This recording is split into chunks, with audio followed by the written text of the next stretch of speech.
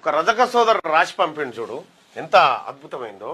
నీ పుట్టుకకు చాకలి కావాలి, నీ మైల బట్టలు ఎత్తిపారేయడానికి చాకలి కావాలి, బాలింతగా ఉన్న నీ తల్లిని సాకడానికి చాకలి కావాలి, నీ పెళ్లికి మైలపోలు తీయడానికి చాకలి కావాలి, నువ్వు తిన్న పల్లెం గడగడానికి చాకలి కావాలి, నీ మాసిన బట్టలు ఉతకడానికి చాకలి కావాలి, వాటికి ఇస్త్రీ చేసి 10 మందిలో నీ గౌరవం పెంచడానికి చాకలి కావాలి, నీ బిడ్డ పెద్ద మనిషి అయితే చాకలి కావాలి, ఆఖరికి నువ్వు జస్తే నిన్ను ఊరేగించి ఊరవతల బొందబెట్టి 11 రోజుల కర్మకాండ సరిపోయే వరకు చాకలి కావాలరా.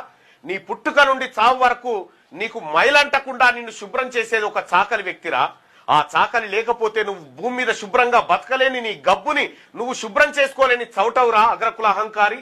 వాళ్ళు ఉండబట్టే నీ గబ్బు నీకు తెలియక అహంకారం తలకెక్కి ప్రవర్తిస్తున్నావు. నీ అవసరం లేకపోయినా వాళ్ళు సంతోషంగా బతకగలరు.